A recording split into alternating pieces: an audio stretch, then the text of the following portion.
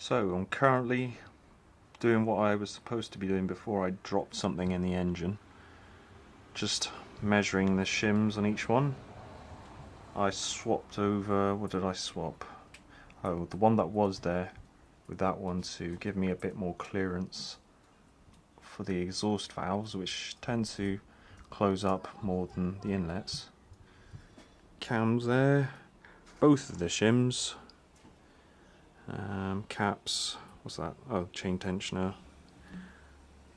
Just remembered I needed to chase the threads in there because when I was trying to use a bolt earlier, it just would not go in, so I didn't try it too hard and ran an M7, what was it, M7 1.0 tap through there. I used the second, don't need to use the other. Yeah, that went through nicely, cleaned it up. Now I can get that bolt in there. Well, it's all back together, at least the cams and the valves. Bad news, still close up on that cam or that valve. So that was a 0.07 shim smaller, and for that not to be enough is a bit. I'm gonna take one of the smaller shims out of those two, they're slightly smaller, and put it in there and see what happens, just to see if it does open up. Oh well, it looks like that cylinder head has to come off after all.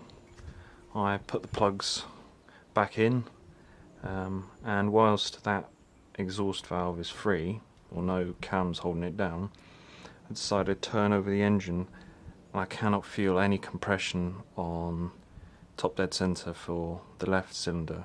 I can for the right, and I can hear it, the air bleeding off, but when I try and do it for that one, I just hear a weird spurt noise, not even, well, just barely any air going through the valve. So maybe that valve is burnt after all. The fact that the gap, I put a shim in much smaller and it's still ended up not being enough, makes me feel that that exhaust valve is on the way out, like it's stretched. The head is off. Put quite a battle to get it off. That is the good, well, the side that worked apparently had some compression, so that's quite coked up, quite a lot of carbon deposits on there, but nothing compared to this one. This has got thick, chunky carbon deposits, so somebody has clearly been running on this engine, misfiring for a long time. It's just chunks coming off. Yeah, so that's been not firing for a long time. I've got a feeling this valve is, no, that's the inlet, this exhaust valve is being held open by a bit of crud. The filth on there is nothing compared to what's in the bore. I'll show you.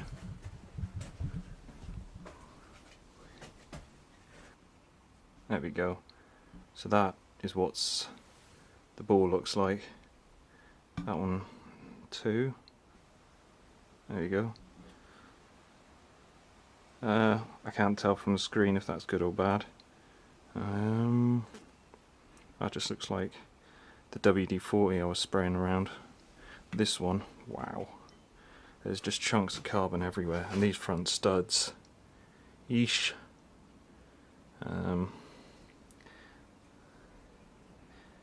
God knows how, if you wanted to get that head off, not the head, the barrel off, God knows how you're going to get it off. Because I'm pretty sure the rust is going to hold that in. But let's have a look at the head. Take out that valve. Got the troublesome valve out. The collet or the retainers were really on tight, so when it let go, they went flying. This is the valve. It's not actually in bad condition.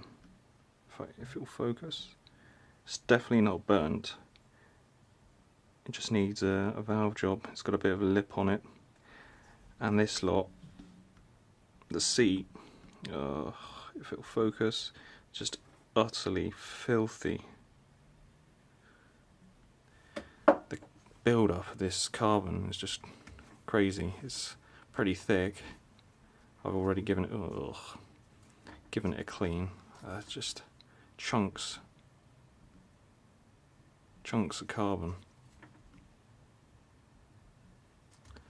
So give that a clean. I think I'll do a valve job on every single one. Board doesn't look too bad. It's still got its original hatching. There's a bit of a lip at the top. Well, I say lip, it's just carbon build-up. I'm going to check the size with a snap gauge and a micrometer at some point. Check it's within spec, but the crown of that cleaned up fairly well, mostly because just been soaking in petrol. This one's a bit different. It's got just soaking it there in WD-40 just to break up a little. The bore on this one's also, well, it's slightly better than that one. There's no lines or anything, the cross hatching's there. There is that marking. But I've checked it, and I can't feel it with my finger, so I reckon it's just a bit of carbon that's got trapped in there and put a bit of a mark. All in all, it's not too bad. I've been working on this head to lap the valves, give it a general clean up. I knocked off some very sharp edges on the edge of this combustion chamber. It was as if it had been fly cut and then that was it. And there were some razor sharp edges, but that's all been knocked off now. On this exhaust pocket, there was a weird machining flaw in that one that wasn't in this one. It was as if a boring head had come in to cut the seat, for this seat to go in, and then just did nothing about this edge here. So I've knocked off the edge that was there with a bearing scraper, and then just blended out with a brass wire brush, so there's no sharp edge there anymore. But that's all I've done to this head. Just gonna finish up, where is it, that valve again. I've already lapped all of them, but I'm going to do this one last time, mainly just because I've got no footage.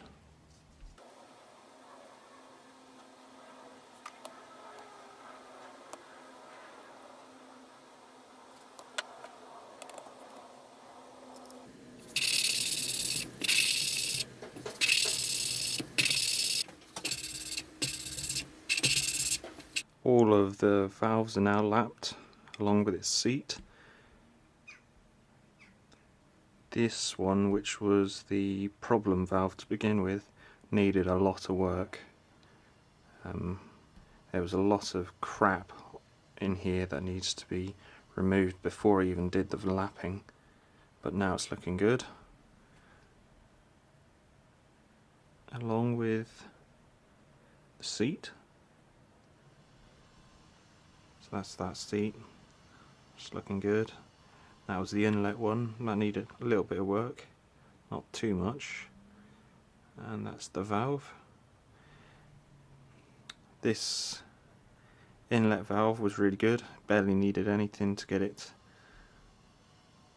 to remove all the slight markings on the seat or face, and that's good too. This exhaust valve is reasonably good. A bit of carbon build up, but it's all come out looking good. So the lapping's done. Now I need to go on and clean this all up, and I'm going to dunk it in a tank of degreaser.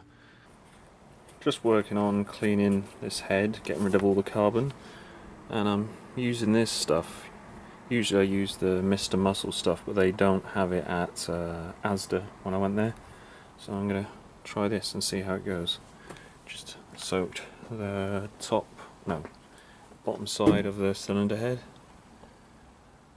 Got to give that some time to chooch. Seems to be working already. This dark brown stuff wasn't there to begin with, so I should probably give it a brush first.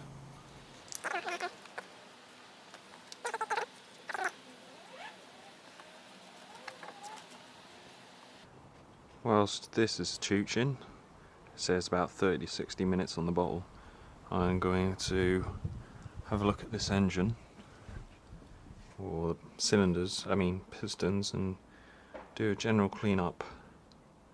I'm not sure if I'm going to use that oven cleaner on the domes of this, but just get the worst off for the time being. I've spent a fair amount of time trying to get the domes clean. Initially I wasn't going to, but then, well, you know how things go. And most of the carbon buildup has gone. The hard parts I've just decided to leave, but the thick chunky stuff is all gone. Now I've got to look at how the cylinder head is coming along with it being cleaned. Well, I was kinda hoping for a bit more, but it looks like it's cleaned up some.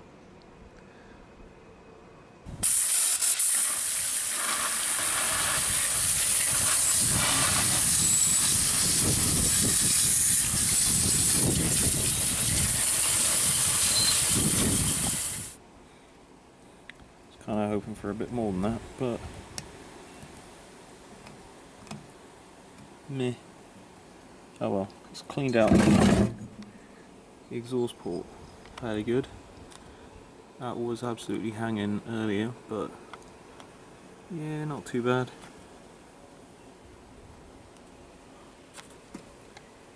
These are all clean to begin with, so no real change there. Yeah. Oh well. Now I've got to degrease and rinse that. Bit degreasing, I'm going to use this stuff which has now lost its label. Got it from Screwfix, pretty nasty stuff.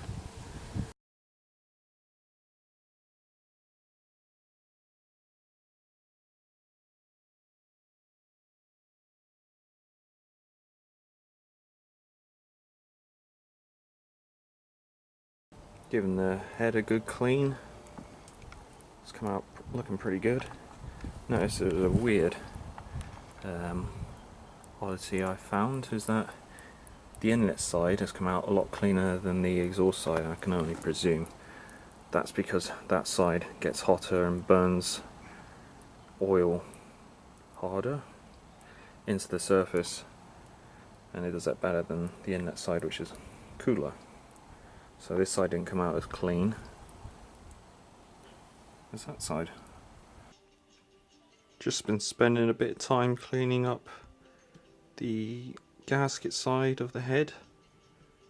Just removed what seemed to be some RTV or silicon's gasket that was stuck to the head. Just lightly scraped off with a razor blade, not trying too hard, and most of it came off.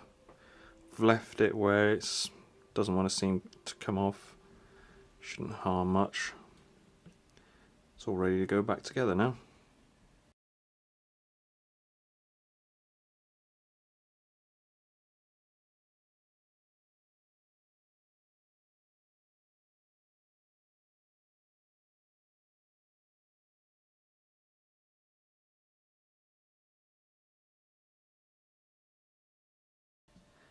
The head's all back together now.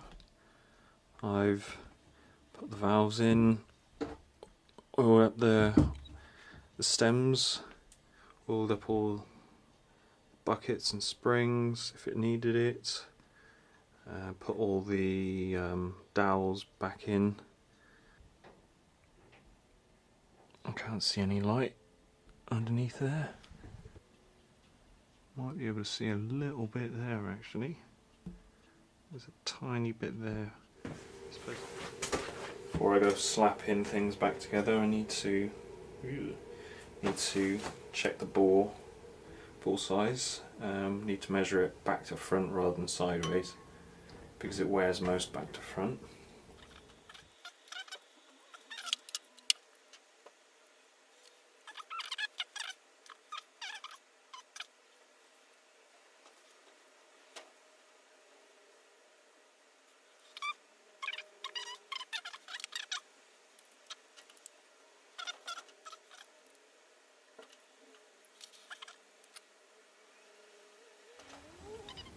So what's that?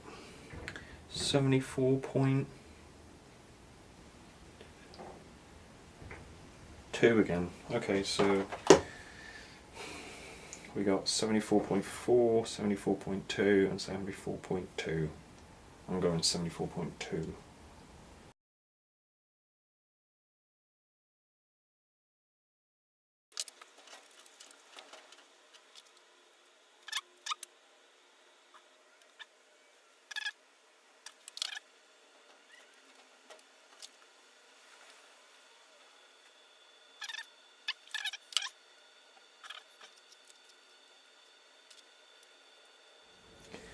That's 74.4 at 0.4 again.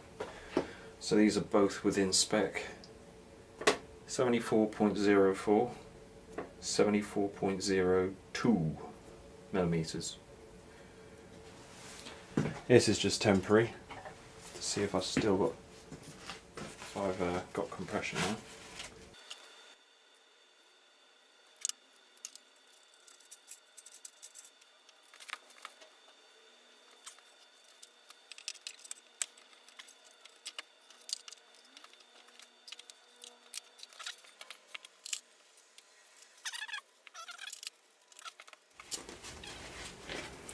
This is only temporary. I need to anneal all of the washers, and I might get a new head gasket.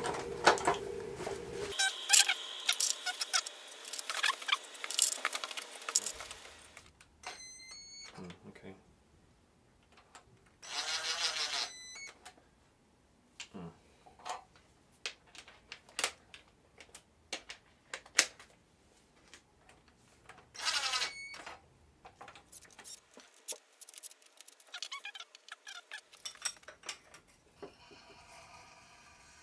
Oh, that's a meaty compression.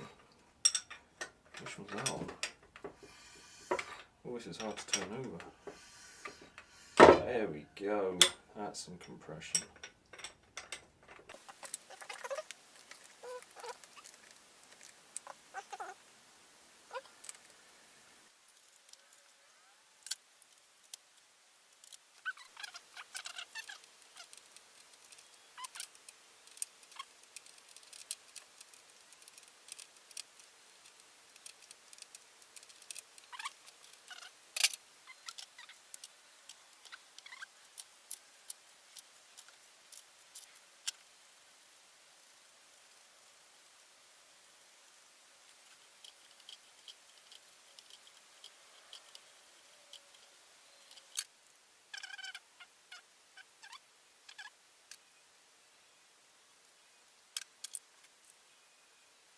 Now here I was trying to explain that I had noticed a large gap at the end of the cam between the cam itself and the journal it was sitting in.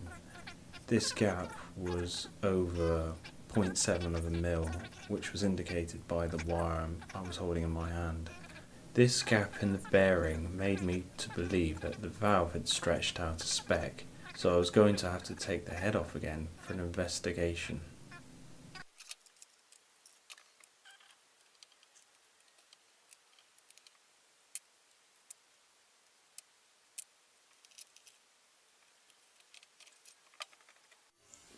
I've pulled the head off. That didn't take too long, and I've measured up the length of the valves, the exhaust ones to be precise, and this one is longer than that one. This is the suspect one. That one is 0.5 mil longer than that one well, the stretch and the wear is what's taking up all the gap in the valve shim. So, a new valve it seems.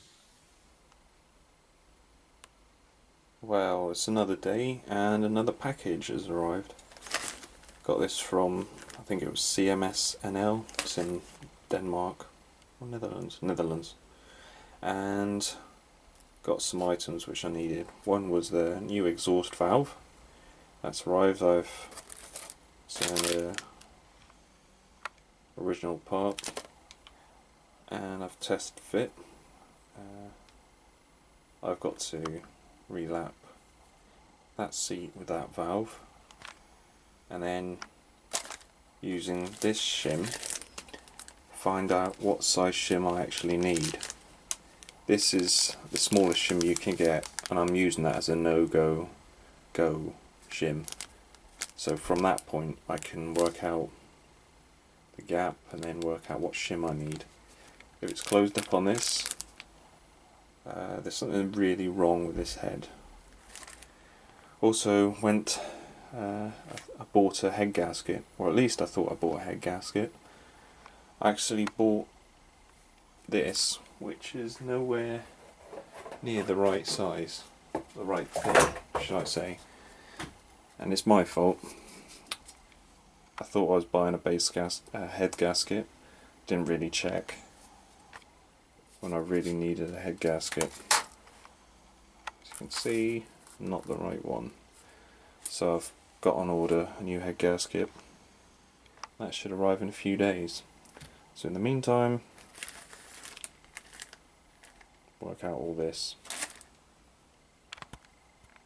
Also spent some time getting rid of the old exhaust crush gaskets. They were well and truly rusted in there, but they came out. Just gonna clean up a little dusty rust.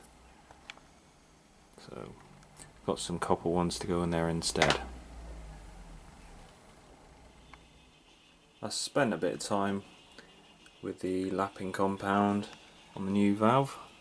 It's come out looking good, and that was what the old one was like. You can see at the bottom, the margin is a lot bigger than this one. It's pretty much right on the edge there. And I've measured up the caliper, yeah, the length of these valves. This one's what it should be, 90.48 millimeters, and this one is 90.88 millimeters. So that 0.4 mil stretch in the valve plus the wear in the seat adds up to what seemed to be all the gap, or all the clearance I could adjust with the valve shims.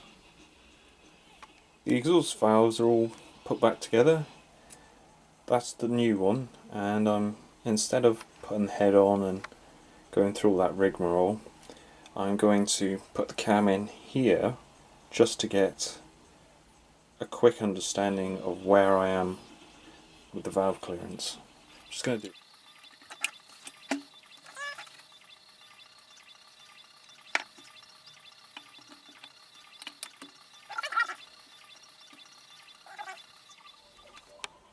Daylight, finally.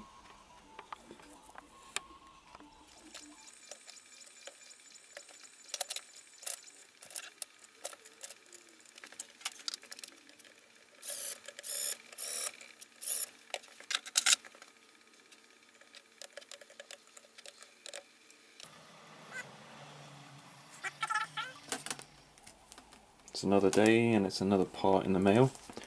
This one is a cylinder head gasket. It's a original or OEM part, and hopefully it's the correct one.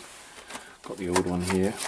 We'll see if it matches up. Yeah, seems to be the same. Cleaned off the top of the barrel here best I can with a razor blade, getting rid of the old don't know what this is. Gasket material stuff. There we go. I'm not doing anything about these rusty studs apart from putting a bit of Q rust on there. That's what I've done. It's gone black now and I'm not going to do anything else about that. That one there looks like it's been eaten away a little by the rust. A bit more than that one.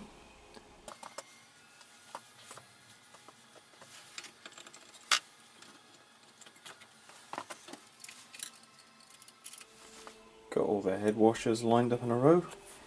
Usually I anneal these one by one, but this time I'm going to try and do it, well,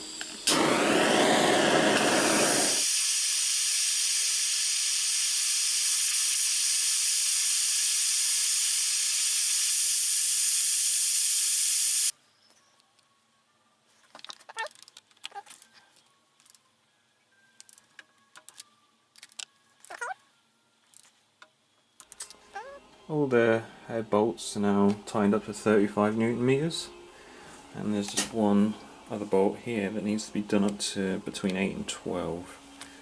And I'm going the wrong way. Ugh. Got to wait for a new shim for that one, but at least it's free for the time being, unlike before. And once that shim's in, I'll have to take cams out, put the chain guide in, time it all with the crank and the camshaft, make sure it's all in time, and yeah, just button things up. Shim's finally turned up. For both these cams I've cleaned them down in brake cleaner and dried it off, oiled up the journals and dropped them in.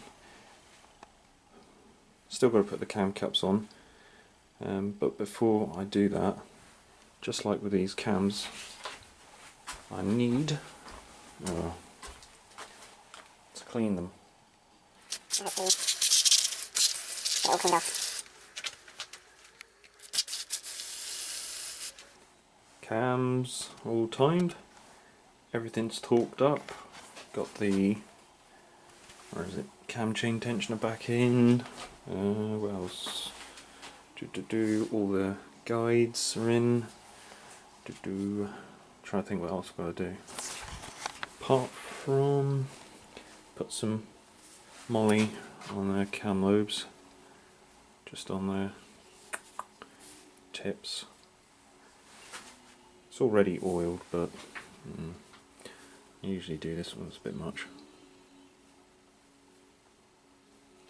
And then I need to put the gasket and cover on, I think.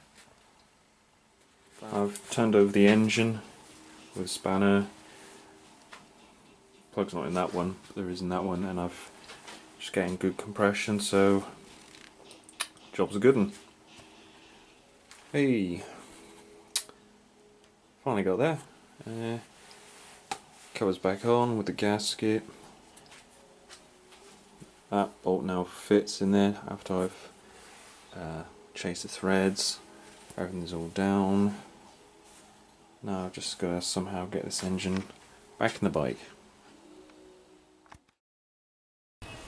Bloody hell, got there in the end.